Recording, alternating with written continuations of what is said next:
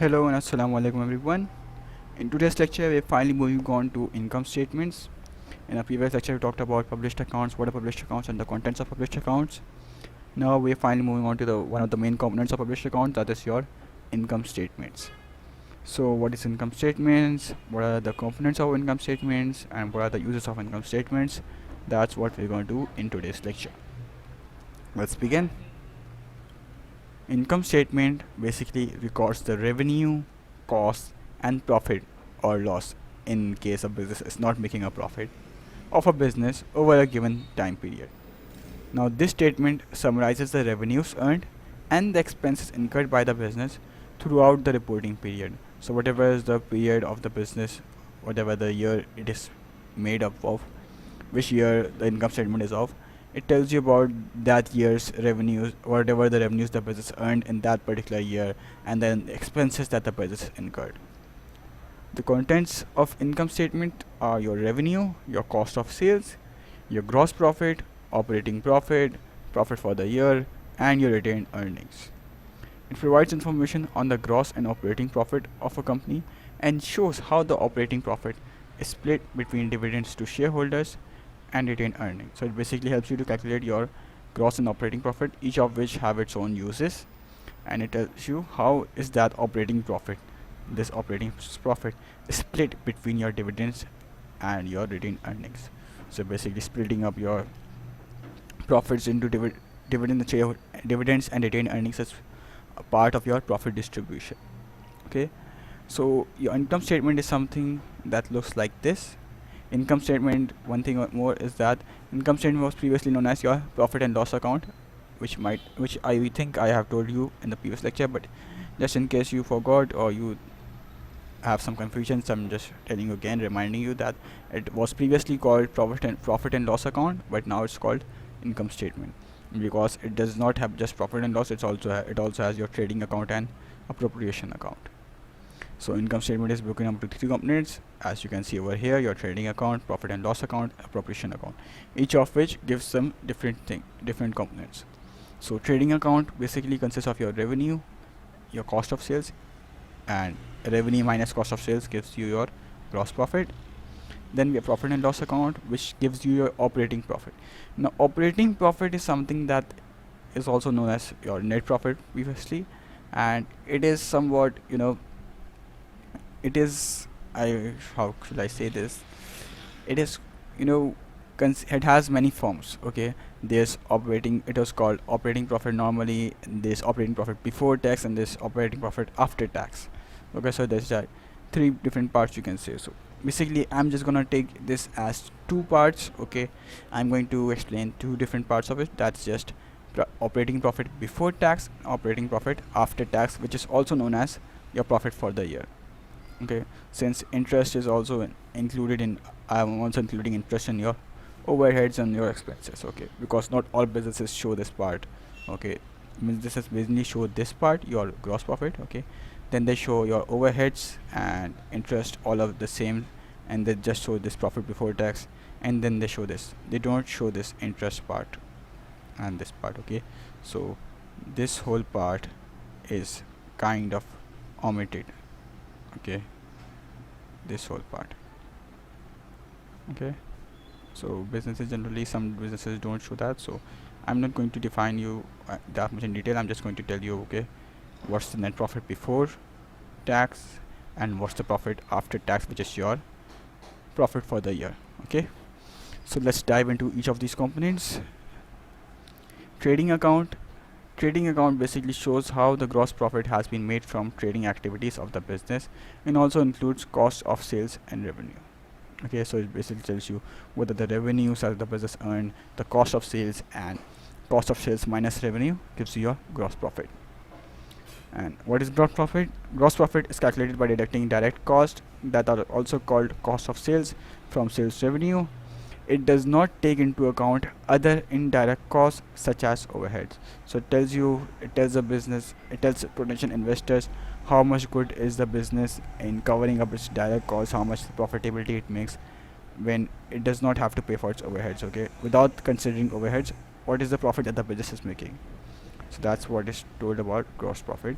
And we're also going to talk about much more detail of gross profit when we're talking about ratio analysis, because one of the ratios is your gross profit margin.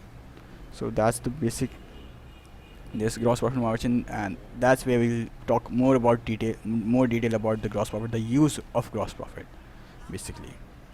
Okay, then we have a profit and loss account, which includes your overheads and other expenses to show your net or operating profit. So previously it's called net profit, now it's called operating profit. Either of them is fine, so don't get confused if examiner uses net profit instead of operating profit. Both of these can be used interchangeably, but operating profit is what preferred. Net profit, it can be further broken down into net profit before tax and net profit after tax, that I've done over here. Okay, this operating profit before tax, operating profit after tax, same thing. Operating profit, net profit, same thing. Operating profit before tax is calculated by deducting your overheads from your gross profit. These overheads include rent, management salaries, lighting costs, and depreciation. Okay, so when you deduct all of your overheads from your gross profit, then you're left with your overheads, as can be seen over here. Okay, these are your overheads, expenses, and your interest. Okay, all of these are your expenses, overhead expenses, indirect costs, and when you deduct your indirect costs from your gross profit, then you're left with your operating profit before tax. Then operating profit after tax is the amount left to business once corporation tax has been deducted from the net profit. Okay, so once your corporation tax has been deducted over here, then the profit that is left is also called your profit for the year, or you can say your operating profit after tax. Okay, now operating profit is important form of profit as there are no more changes on this amount. Okay, so after all this profit, there are no further deductions made. You have already talked about direct costs in when we were calculating gross profit, and after gross profit you deducted your overhead cost, your indirect cost from your gross profit to get your operating profit before tax, and then you deducted your corporation tax to get your operating profit after tax, or you can say your profit of the year. After that, there are no further costs that need to be deducted, so that's your final profit. Okay, so it is very important as managers can finally decide what to do with it. Okay, that is how to distribute the profits, the operating profit after tax, between your dividends and your retained earnings. Okay, the final part after making all this profit is how much should be given to your shareholders in the form of dividends, and how much should the business flow back in the form of retained earnings for further investment as a source of finance, basically for purchasing assets, machineries, etc. So that is over here. We have appropriation account. It is the final section of the income statement that shows how the profit for the year of the company is distributed between owners. Okay, when we say owners, that means dividend to shareholders and retained earnings, which are plowed back in the business for purchasing assets like machinery, vehicle, and properties. Okay, it is just spelling error. Let me correct that. Okay, so retained earnings are the remaining amount of profit after your dividends have been paid, which are plowed back in the business of purchasing assets like machinery, vehicles, or your properties. Okay, land, factories, etc. Okay, so basically you use retained earnings for your expansion. Internal expansion is what retained earnings are generally used for, but they can also be used for, they also have other uses as well. Now I also given the basic definitions of dividends and retained earnings, just in case examiner asks you for that. Generally they ask you, okay, define the term dividends, define the term retained earnings for 2 marks. So these are the basic definitions that you can give. Dividends are the share paid to shareholders as a return for investing in the company, and retained earnings are the profit left after all deductions including dividends have been paid. Okay, these are plowed back in the company for investment such as purchasing assets. Now one thing, when the exam question comes generally about this dividends and retained earnings, that why do shareholders do not want, shareholders generally they have a short term profit aim. Okay, they have a short term profit with, they want high dividends. So because of which, in the general meeting that is held when the business decides on how they want to distribute it, shareholders disagree to high retained earnings, that they say we want a greater dividends, because of which your retained earnings will be lowered. But if the management, the director board decides, the director board would want that the retained earnings should be high, so that they can be plowed back into the business, and hence they can have a long-term profit goal. Okay, so I'm just gonna reminding you of that. We've talked about this particular disagreement in a particular chapter. Do you guys remember? We talked about that in shareholders chapter, in the stakeholder chapters. Okay, this is a general disagreement between your shareholders and your management over your distribution of profit. So that's where it's a general question that comes in exam. Okay, it's up to the management. If they want to give good dividends to your shareholders, then there will be shareholder satisfaction, but you will be left with less retained earnings as a source of finance to invest back in the business. But if you decide to have higher retained earnings, that means your dividends will be lower and your shareholders will be satisfied and probably sell off their shares to some other people. Okay, now finally let's come down to the uses of income statement. We've talked about income statement and we've seen other components of income statement. Now let's talk about the uses. It helps to determine the ability of a business to earn profit. Okay, basically it tells you how much the profit the business is making, how much profit the business can make in the future as well. And it can also be used for performance appraisal. Performance appraisal basically to measure and compare business performance over time. This form of comparison is called your intra-firm comparison, or with other companies, that is your inter-firm comparison. And for performing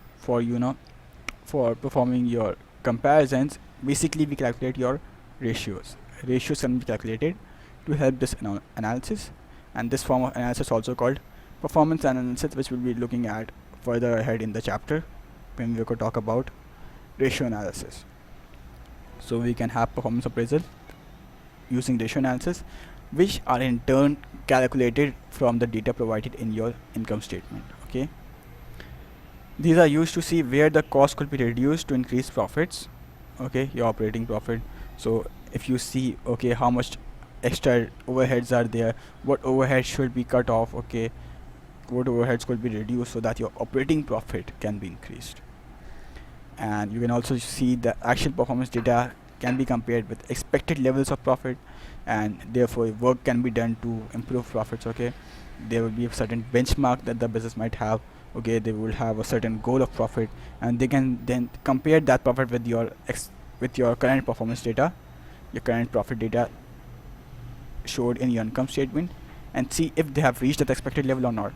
If they have overcome that expected level, then they will probably reward their employees and all for their hard work, and if they are not, then they'll probably see which employees have not done enough hard work and what could be done to improve this profits. Okay, warnings could be given, should new employees should be employed, or new machineries, etc. What could be done, or how much could the cost be reduced. Okay, so all this information is useful for senior managers as they review the health of the organization and make corporate decisions. Okay, so it helps them see the health of the business, the financial health of the business. Okay, how much profit is the business making, because of course the main purpose of your all businesses generally is to make a profit. Managers may well use the info of a strong set of figures in the income statement to push improved rates of remuneration. Remuneration is basically your salary and the rewards which are provided to your employees, or propose changes in direction for the business. So managers have either of those options. Okay, they can of course do a lot of things with this income statement. I've just given two basic examples that they can do. Okay, they can improve rates of remuneration, and basically how they increase your salary and the rewards for employees, and how this can help is that it can somewhat increase the motivation of employees, as it is implied in the theory of your motivation theories of F.W. Taylor. We have talked about that in chapter 2.2, motivation. Or you can propose changes in direction for the business. Okay, tell what other decisions should be taken.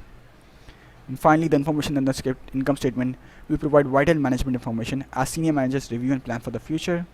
Okay, knowledge of profit level assists decisions on whether to invest in growth. Okay, so other than seeing this information for further decisions. It is also the information of profit can also be used for further planning of future planning, okay, to invest in growth or not. So that's all. Thanks for watching, and Allah Hafiz.